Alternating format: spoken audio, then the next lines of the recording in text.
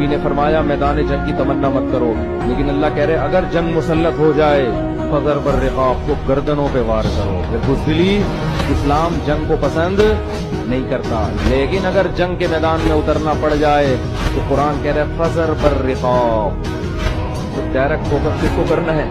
گردنوں کو۔